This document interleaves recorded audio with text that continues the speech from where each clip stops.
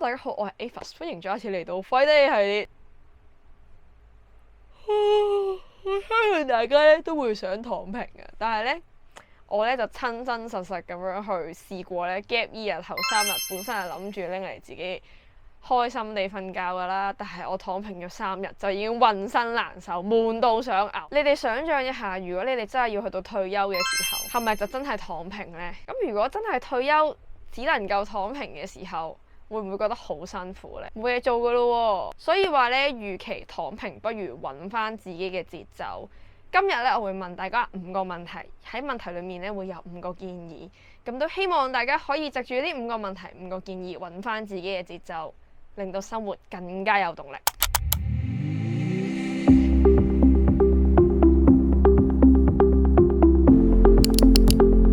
好，第一個問題就係我想躺平定係我需要休息？想躺平咧，可能就係想逃避一啲現實嘅狀況啦，但係需要休息咧，係可能需要比較大量嘅時間令到自己 recover 翻。咁兩者咧，其實喺根本上嚟講咧，係一個好大嘅分別嚟。喺呢一度啦，就比較建議大家啦，就係由一啲少少嘅習慣開始，唔好一嚟就拋個好大嘅計劃俾自己。例如唔好一開始就諗我要改變呢個世界，而係每日做一啲好少嘅事情，而且咧係要正向咁樣去做嗰一件事。例如啦，可能 gap year 啦，我就會逼自己咯，每日 check email，睇一啲新聞，或者可能朝早起身就係一定要煮嘢食嘅，即係起碼令到自己同呢個世界有少少關係咁樣。如果你唔中意睇新聞嘅話咧，睇咁多廢片裡面，起碼有一條咧係對你有用嘅，即係例如你中意睇化妝嘅，你起碼睇一條化妝嘅片之後先再去睇廢片。又或者唔好諗就係我每一日都要做瑜伽，或者我每一日都要落街跑步，而係喺度諗我一個禮拜可能先做1日，可能1個月你真係做到4次之後，你先至再慢慢增加次數，令到自己呢個身體冇咁抗拒，而去揾到你生活嘅節奏呢，咁你就會想繼續開始㗎啦。第二條問題就係你嘅動力殺手係邊個？係拖延症、完美主義、比較心態、環境太亂，定係環境因素呢？咁以我自己為例啦，我就係會想清除呢個所謂嘅動力殺手，然後呢賦予儀式感俾自己。你要第一步先搞清楚就係乜嘢拉到你唔想做嘢，然後再慢慢去行動。例如啦，我就會覺得喺屋企 work from home 咧會令到自己好 hea 喎。咁喺屋企剪片嘅時候咧，雖然咧其實我慳時間咧就會係慳可能朝10晚6咁樣先計啦，咁但係咧你都會着住件睡衣嘅時候，你會覺得你自己好提唔起勁，咁就唯有可能早啲起身食埋個早餐，然後咧我係換到呢件衫係真係要去 office做嘢咁樣嘅，之後咧就真係擺水啦咁樣，咁就會去 focus 到我要去做嘅嘢，因為都真係要做嘅嗰樣嘢。咁所以咧，我要賦予呢樣嘢儀式感之後咧，我就會令到自己個腦知道我係要去做嗰件事嘅。好，第3條問題就係你對於成功嘅定義係乜嘢？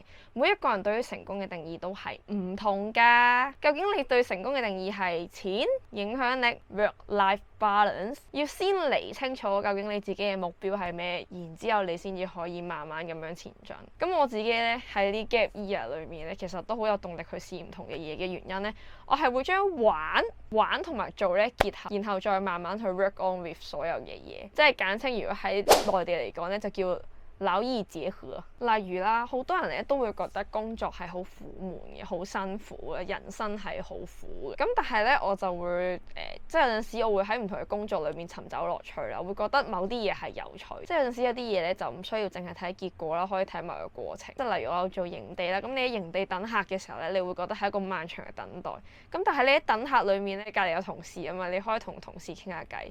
再加上個同事咧，理論上咧有機會係細過你又好，大過你又好啦。咁佢哋嘅生活嘅一啲小常識咧，我覺得都係屬於有趣嘅，都係可以傾下偈嘅。咁你傾偈嘅同時咧，你就會覺得原來呢個世界都會有好多唔同嘅一面。最有一次咧，就係我哋有諗住清潔呢個窗戶啦。清潔窗戶之前啦，因為營地係一啲比較郊外嘅地方啦，就會有好多蜜蜂嘅屍體啦。我哋數蜜蜂屍體咧都可以覺得好有趣。咁所以其實有趣呢樣嘢就要睇下你自己對於你份工覺得邊一 part 係有趣，然後再慢慢咁樣去調節自己嘅節奏。例如啦，我以前咧喺大專嘅時候啦，因為咧就網課啦，咁喺網課之前咧，其實老師都未安排網課嘅時候，就會有一段真空期。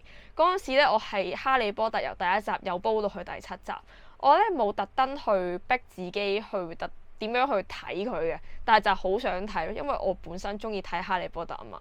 咁你睇完第一次，你就會再睇第二次。睇第二次嘅時候，就會不知不覺心諗，哦，好似呢啲字可以寫低佢喎。咁你寫低完之後，你就會想造句，造句之後你就會開始識呢個字。例如我記得第一集《哈利波特》係對住個蛋糕講 Make a wish 啦。我本身係唔識嘅。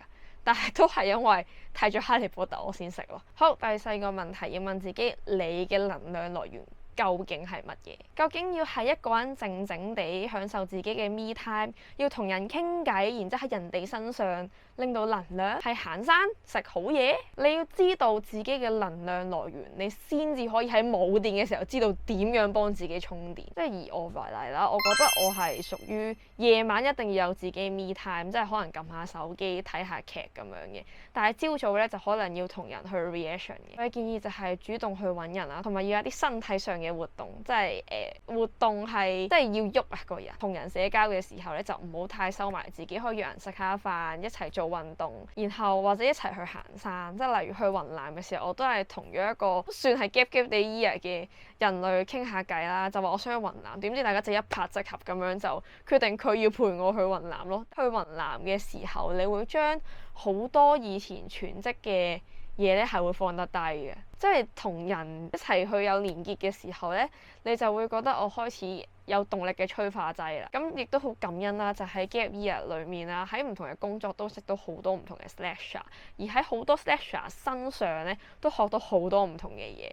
而家 slasher 已經唔係代表一份全職，然之後另外夜晚仲有其他嘢搞，而係真正有人係真係做緊好多唔同工作嘅 slasher， 而佢哋本身係冇全職嘅。即係當你個人開始做緊嗰一類型嘅工作嘅時候，你就會吸引好多人去同你 approach 一啲唔同嘅嘢㗎啦。好，第5個問題啦，係你要諗嘅係我嘅下一步係乜嘢呢？而唔係我成世係乜嘢。如果你本身咧都仲係好後生咧，諗住去試多啲嘢嘅話咧，咁就啱啦。有陣時好多時候你好迷茫或者你好驚去做嗰樣嘢，就係因為諗得太長遠。諗得太長遠你就會卻步。咁不如諗下，我下個月究竟要點？我聽日要點？或者我下個禮拜要點？又或者可能縮短啲啊。如果你真係要長嘅話，就係我啱啱有一份新工，呢份新工點樣先可以過到3個月？3個月之後先至諗點樣可以半年。半年之後先至諗我點樣可以增進去到1年。1年之後就喺度諗如果我之後喺度做，會唔會真係升職？或者係會唔會繼續喺度做呢一啲嘢咧？就真係積少成多，慢慢咁去進步嘅。咁呢個建議就係容許自己好高效咁樣偷懶啦，專注於你嘅下一步。如果你依家都係 gap year 或者係都仲係躺平緊嘅話咧，我會覺得就係有陣時唔使逼自己，好似社會同你講嘅正常人咁樣咧。